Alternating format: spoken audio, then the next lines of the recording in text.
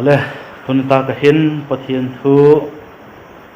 olim khom ki digin ki sahitin kumtong lo pina chan theina lampi zot jing ihina poimote gen ki ding hi kumtong lo pina i chan theina ninga poimote bang hi em ti a hi tu lai gen to hi kumtong lo pina chan theina lampi te gen to hi zikin ngai khong ma in zite chu hin ko ma le i mat ngai ding a hi tunta ka hin di bible alagen bebgen lo mi tam pin alagen sek thien tho na hin kho chu bang tiang a thien tho ding a hi em ti thu pi mangin e holim khom din ki sai den pa chap na hning ka pa chap ti long set na happy na dim zing ka bi ko le ka belu pa pathien ka gi lo na te ho zo se le ngai dama gen mai dil patin lei hok dama van gam nang ma king tung ding lei tan dokta ki pak ma mai la king ki pak thu ke no he hepa nang ma king ka tun na ding kumtung lo pina ka chan theina ningo lampi zot jing ka hinawa bangol din mon le bangola ka mu poimo ahem ti te ho tu lain la thu patin ka zil khomo nang man je te ho chu ka hin khowa ei ma thiam saga kumtung lo pina ka chan theina ningo lampi ti tak chon theiding nangin ei pan pi din nang ma pan pina ka don kit boku a he wana ka pa thing tho ta mai tu zan hona hin le thien tho na hin kho ka lagen sa ko bang tenga thieng tho dinga nang man lei do ya em ti la thu a ke patin zil khom dingin ka ke sing sawa ke ma gen tu le ngai thatu ding mi pi te ho zo silung thim ngai to na nang man thu na yin lang nang ma thu te bep sa ka gen do ngai thate ho ne la thu tak chai bang taka he thiema thien tho na hin kho nang ma doi dan tenga manga kumtung lo pina ka chan theng ani gun la thui nei ho lim pin la thui nei mal so min tin la pan pina kalal ba ri tak mai jesu minin la king in ka hong dan wa hi amen again tak sa golin tu ni ta kai thu pi ding chu thien tho na hin kho a thien tho na ding tiang bang tiang a thieng tho ding in dinga bible in ai lo le ilal pa nei zil sakai em ti hi tun ta kin izil khom ding hin tin bible chang dingin galatia bung ni na galatia bung ni chang som ni na to philippi bung ni chang som ni na sim ding ka hi galatia bung ni chang som ni na chun krista kingin khet denin ka umtan ahin la ka hing a hi keima kha ka hi tapun krista keima hing a hi zoi pathian chapa ei happy a kathasanga kipepa ginna zik zon Philippi bung ni chang som ni na leong siming kam zizip chun ka doi takte ho thula job sek gol khan tu hin le keima ka be hilovin ka lo sunga hin sem na sa zodiakin law le ki thing pomin hok dam la hi naw chu sem bukim taw in i bible chang sim thak na teu che thim thei ding pan chan chedun malai som pik time la igen tak sa golin thogen tu tam tak mai te hon le again sagu thien tho na hin khu thien tho na ati se khu je chu bang tiang a thien tho ngai bang tiang a thieng tho dinga bible nei zil sak bang tiang a thieng tho dinga ilal pan ei do ya hi empty ngai tu hi kitam bek lo mai the a hi hen khat te ho chu dum zila chep lai a hai san le hi ki sama ma zeng a theya amum thei kham theya bol khat a hai sana hi le hi ki sama ma zeng bang le thin ni te to sei ka ti poi a phama ma hi le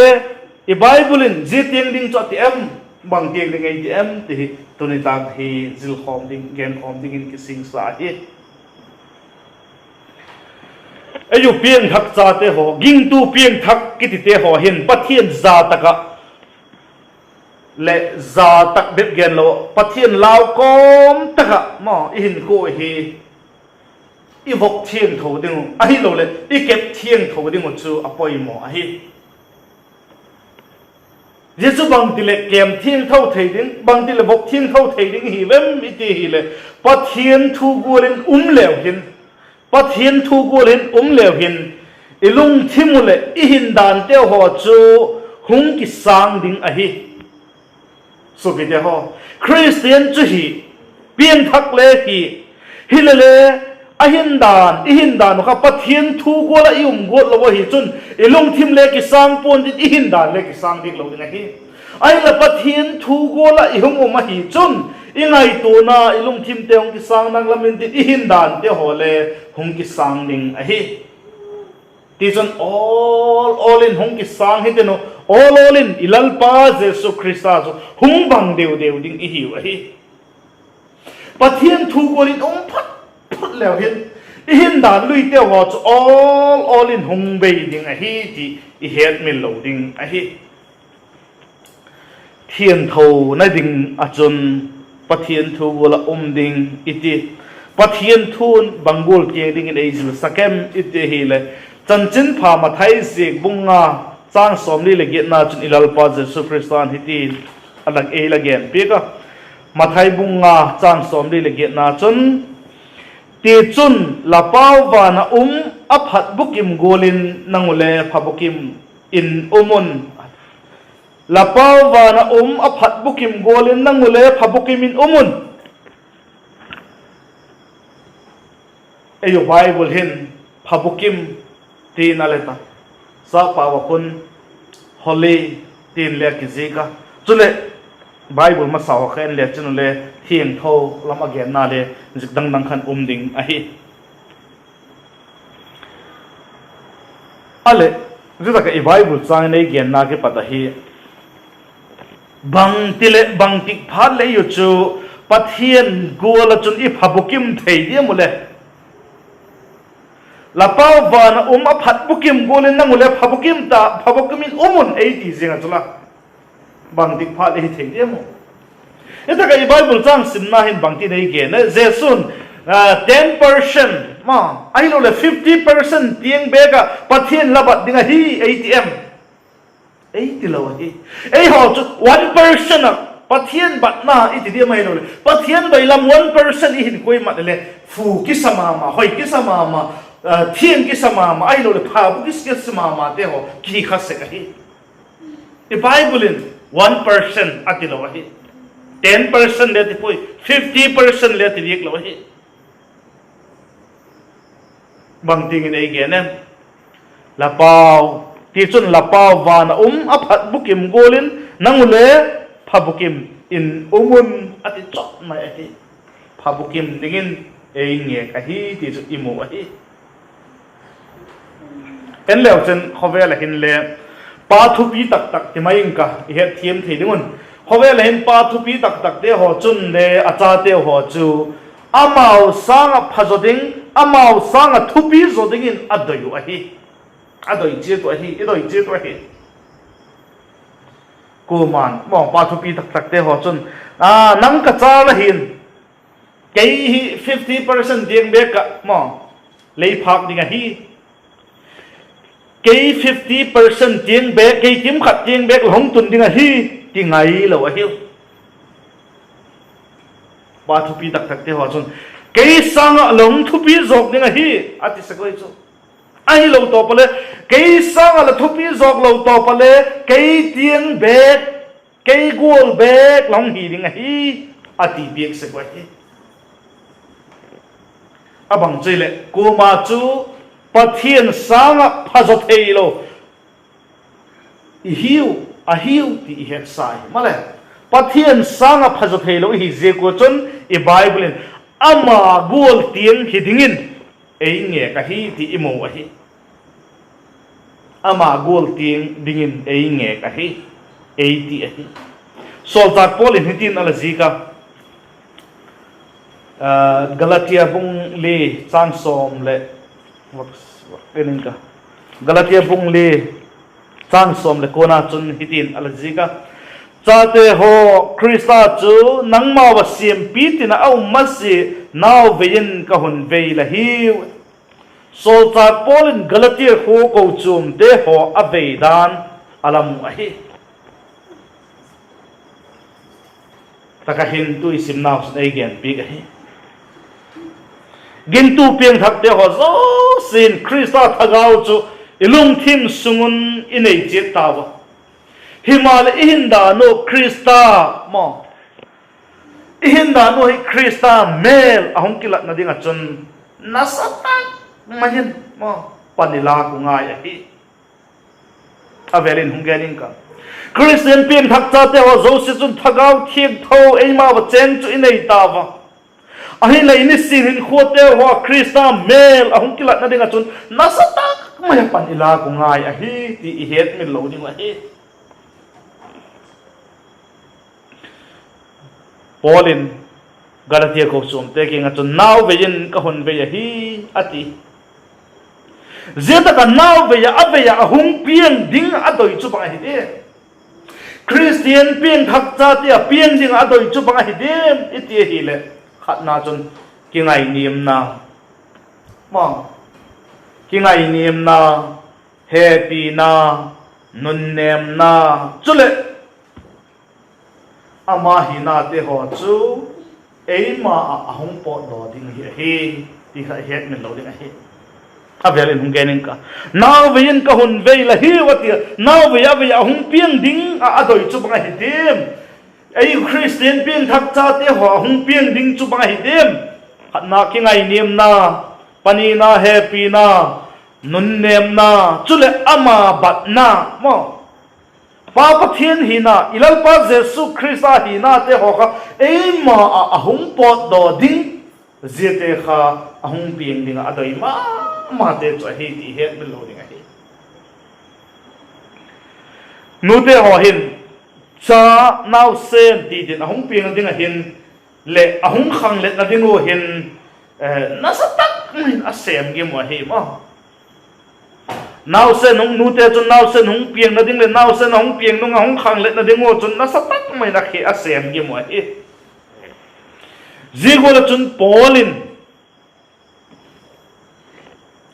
ko chum te ho ki nga chun chan chin pha gen be philovin hin kho thiang tho ama wa ahung pot na ding Krista ahung bat na ding chu mo angai kho ma zinga hi ti imothe hi hin khote ho ahung ki sang pathian pom ta pathian nga ya pom ta hin kho ahung hi theina ding chu angai kho ma zinga hi pathian pom ta ka hin khoi ma ding chu adoi ma zinga hi risu Galatia ko chum te be philo Christian piang thak cha te ho zo sia adinga poi mo chu hi ti I het min lo ding hi Paulin je chu theina dingin ala gen zoma hiti hin korin khumi te kinga chun hiti na la zika korin thot khat na bung som la khat chang khat na chun Krista ke ton golin keima en ton un ati cha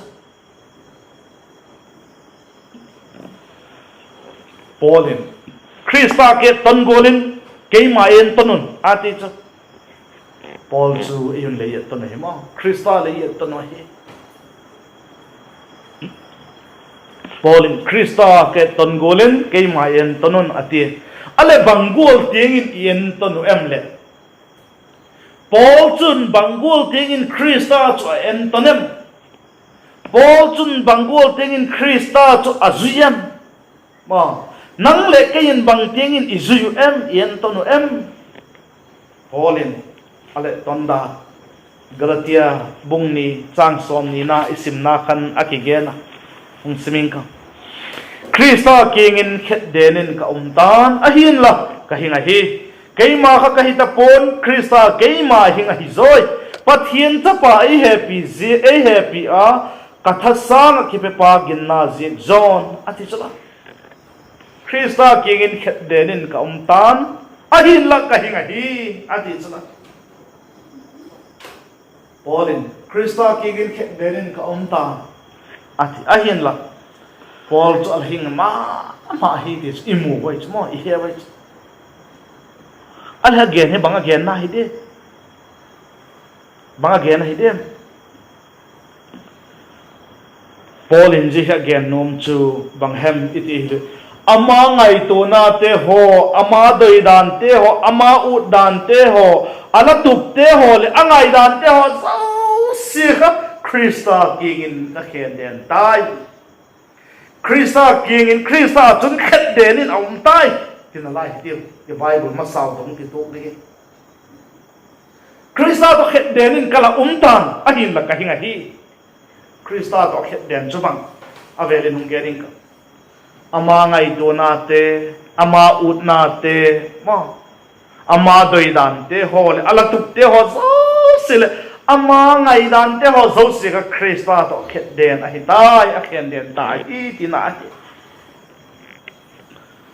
ji Bible in Krista kingin ati asepoi i Bible masau khan bangti nei genem itele Krista chun khet denin ati sa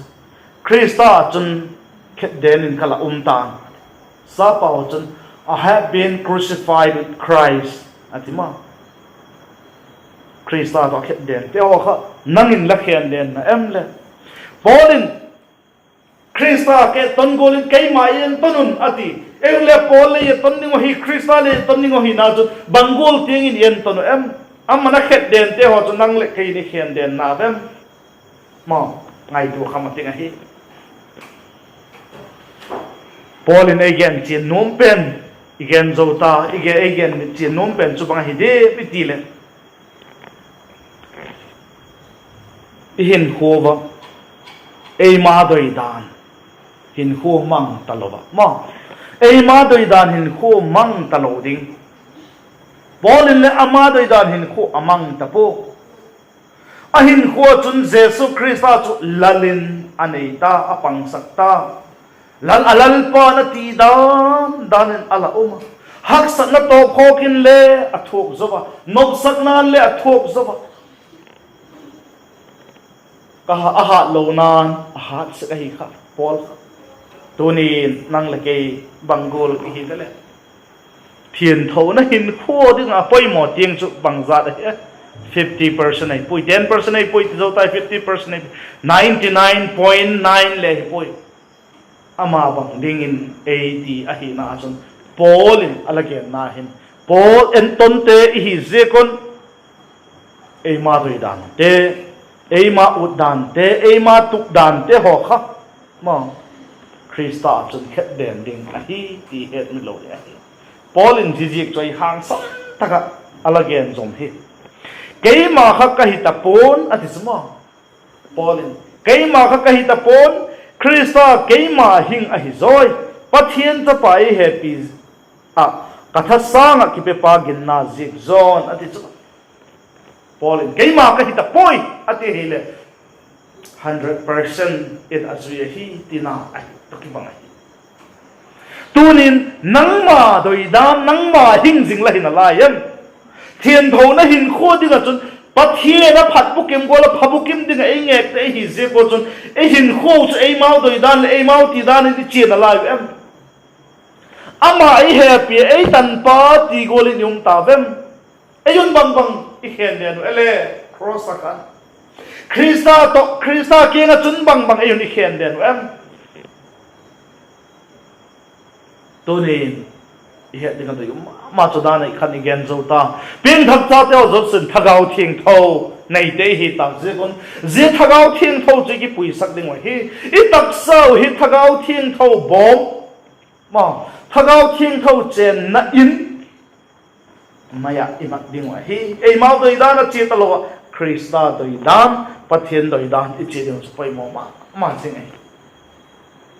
lui pi pa ma khon I chi hi le thil bom hom khen khat te ho ko chengkol bom hom a hema hi lo le bang bang bom hom len deu deu ho ko atai lom lomin akimu ale mak ne thi akeu chula hi bang te te ivanaya ive da hi hen kha chu tai hat deu na lai mo hi le ivan chi ive chi na hi le bang he om ko asunga chun grab mo ai ala cheng ai je bom chu ai na pu tai se ka chala ai to je gol de chun ayu taksa hi ayu hi pathiana dinga pathian thagau thieng tho adinga chu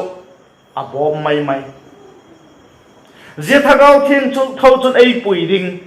drive a boarding ma a hi ngai a hi ti het ni lo ding a hi ayo cheng thagau thieng tho chun thu nei na em a hin la thagau thieng hilowa nangma a cheng thagau thieng tho khan thu nei lova nangma doi da dan chỉ là lại là HIM cái HIM thiền thấu na HINKHUA te hi lo le lampi chum ma te le ngai toi tiu bangolin ichi zero em ti ema che de ke chen ding ai kum tung lo pina chang ding lampi che te hi ze kon kum tung lo pina chang ta HINKHUA cho hin em thiền thấu na HINKHUA gen sek nau chun bangol tiang a thiang thau ding in i bible nei jil sakem ema che kien chin jite che zui khana da ema cheng thagao thiang thau chu ki pui hoi sak na dam ging tu pieng thak cha te ho zo se thagao thiang thawin ei puya ei thunun mo e pha tu le ging tu pi ting ki pan ding a he pi ting ke sama ma a he wang ama uta bang ama khoe na chi jing ki dikha lalpa nga chon ging tu pi ting he thei dik lo ding a he bang mai nei lo mai thei bang mai hello mai thei hilele ei ma chen thagao thiang thoi ki pui hoi sak the hi chon i lalpa nga chon ging tu pi ting kum tuang lo pi na chan na ding lam pi chi na chon alut thei ta te mai te ma kum tuang lo pi na chang ding ta te chi mai ding a hi ti het min lo ding a hi polin le galati kho ko chum te ho ging tu pi ting hi ding in adoi ma sing a hi zigula chun christian pin thak cha te ho so si ilal pa ging tu pi ting hi ding in ei doi a hi ti het min lo ding a hi ging tu te ho hi thagao lama i hung khang dong zu yun mo gin na ai hung khang dong zu yun ilal pa a hi lo le i je thagao thiang tho ei ma cheng chung ei thunun mo hi pha ta ko le ei thunun deu dewin tin iki thunun sak deu deu ngain tin je tak chul ging tu pi ting ei ma hi na thi saka thagao thiang tho ki thunun sak chu je te ho cha hi dana i bible chan sin nan hok dam la hi naw chu law le ki thing ko min sem dokun ati te kha zigol te chu ki na hiu aveli nung gening ging tu ama hi na thi saka thagao thiang tho ki thunun sak chu je te chu hi lao le ki thing ko ma huk da bhina sem dok te je te chu hi ding a hi wa he tu zanan hin chom cha ni ge na thiang tho na hin ko ha pi ni la ge na bangol te nga thiang tho ding in ATM ite le la pau wana oma thiang tho aphat bokim golem nang le pha bokimun 100% 50% le ati point ma je na ding a chon sol tak polish Krista kinga denin ka umta atina kha ama entom te hi se kon ayun le e mau na e mau doi dan e mau ti dan te ho zo se kha i het den je te ho chu i thi sako e mau cheng thangau thiang tho chu i pui sak ta ko le ging to pi ting hi te no